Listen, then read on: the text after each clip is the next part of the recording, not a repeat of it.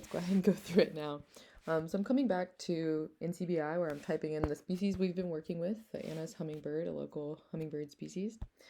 And I've typed in the name, and I'm going to type in a gene name, one that we explored the other day, BDNF. So you can type in a species name and a gene name. This can take multiple searches, but of course, remember we have to use our filters to narrow things down some. So, oh, this is recording. Okay, so I search this,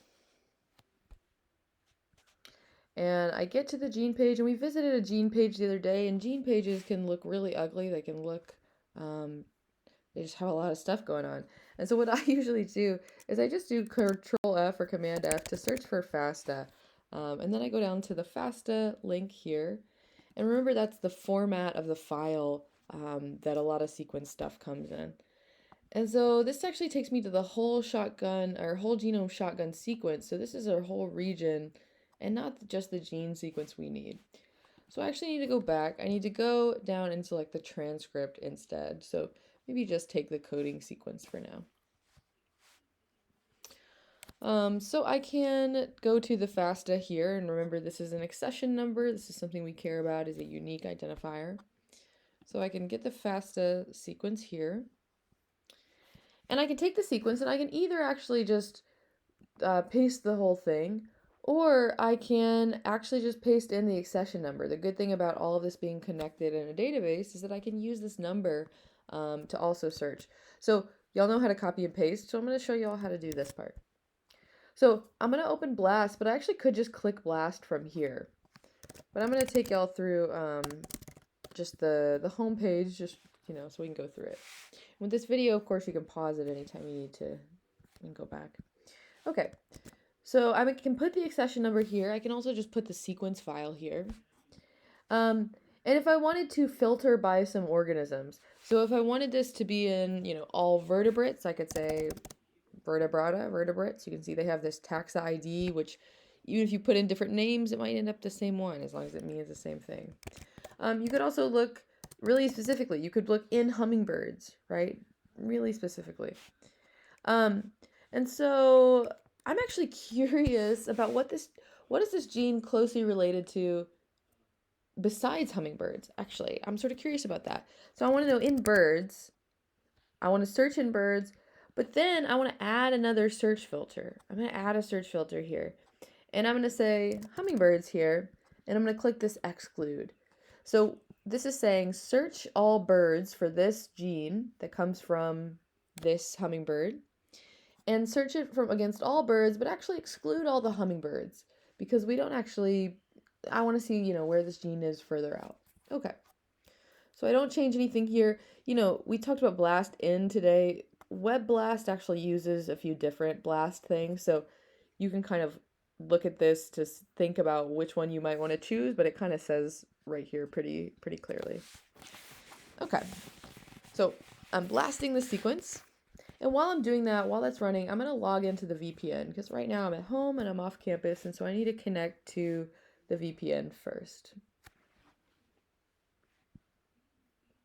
And it should be working soon. So from there, I can log in with my terminal. Oh no, what happened? Okay. Very strange. Okay. So I'm going to try that again. I don't know what's going on, but all the settings are still here. Maybe my internet went out. Okay. So this is running. I'm connected to the VPN somehow still, and I'm going to log into the virtual machine.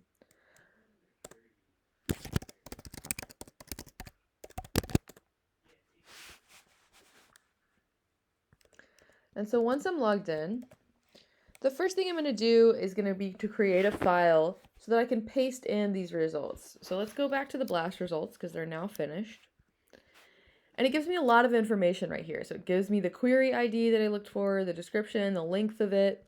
It tells me the program, and it tells me the database that it blasted against. And they've recently actually updated this. They have a note about it right here if you're curious. So the same way that we filtered things on the front end, you can filter things in the results. But think about how that actually searches different things, right? On the front end, the database that we were interested in, it actually doesn't show it here, although it should. was one that looked in birds but not in hummingbirds. So if I ran this result against everything and then filtered it um, on the search end, those results would be slightly different, right? So I can look and see here, this is my hit table of results. I like to have a table for the scientific name. So if you don't see that column, you may want to click this select columns and you can add things. You can even add the common name as well. It's like I wouldn't have known this is a bald eagle unless I did that.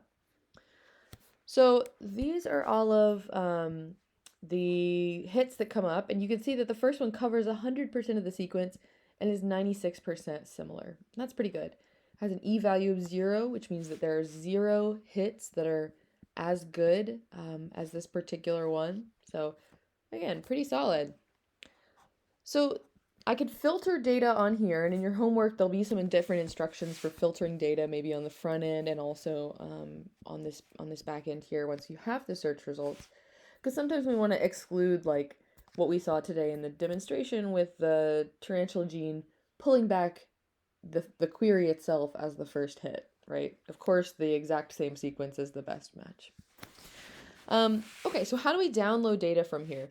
So if we're doing this on big data sets or even, if you're just on a virtual machine or a server that accommodates this, running command line blast against everything is actually pretty easy. And then getting the sequences from that is a kind of a different procedure as well. So this is kind of a little bit of a, like, you may not do this normally if you're using blast as like a core object of your thing. Again, I explained in class why we're not using command line blast here. So to get sequences from WebBlast, I'm going to deselect these results.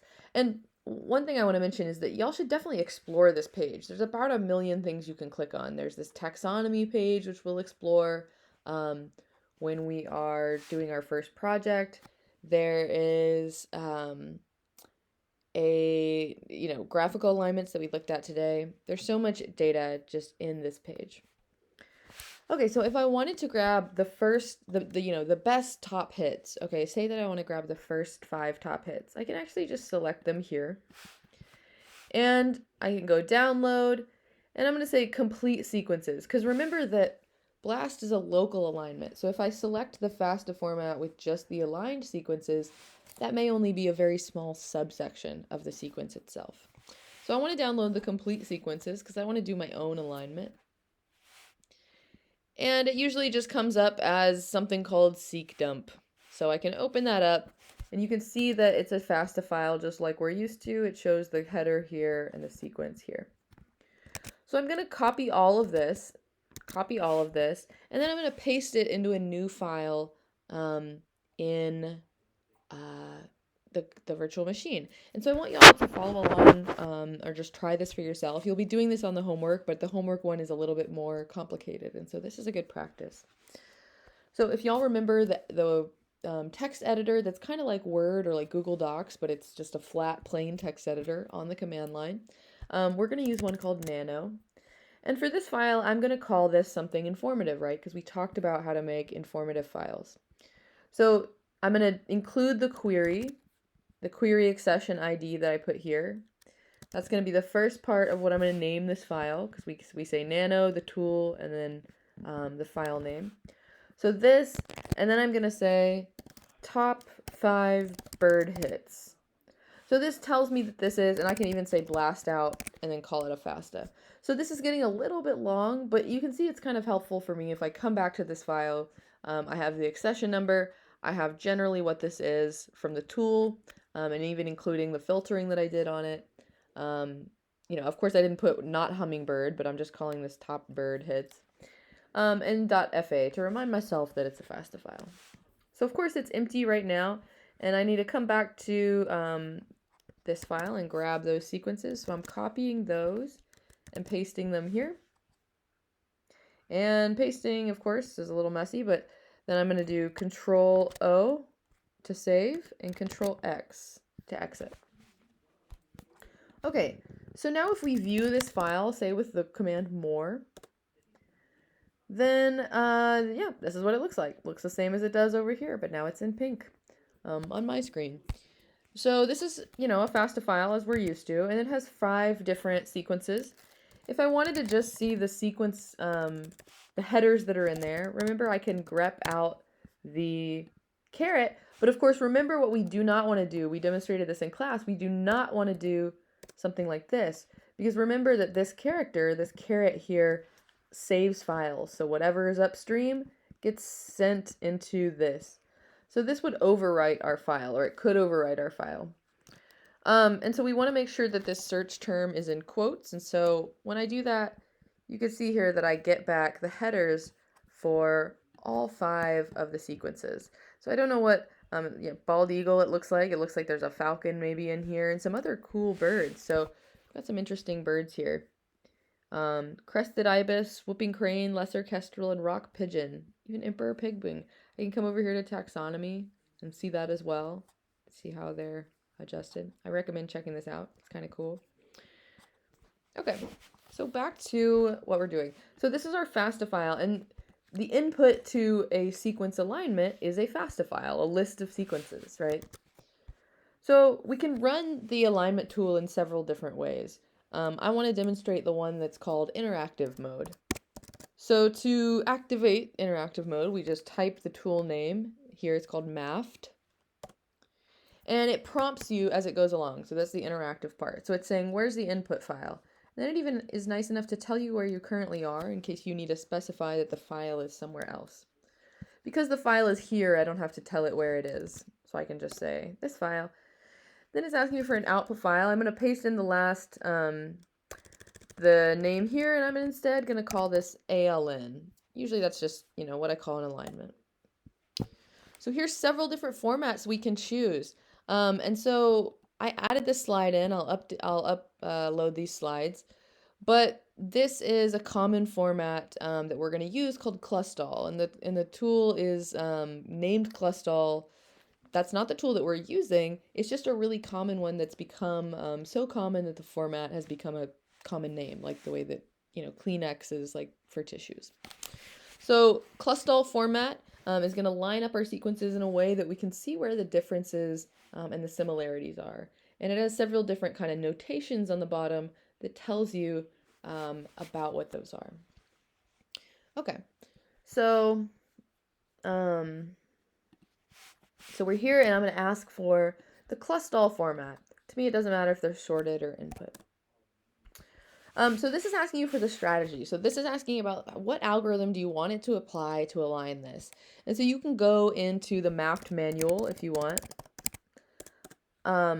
and read all of the different descriptions for the algorithms. They're right here. So we're not going to get into the details of that, of course, right now. But for this, I'm going to say auto because I'm going to let it pick.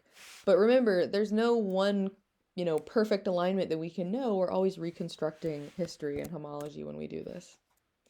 Okay, so it's asking if I want to specify any other options. Do I want to set any of the parameters that are involved in the scoring system? And I don't. I'll let it do its thing.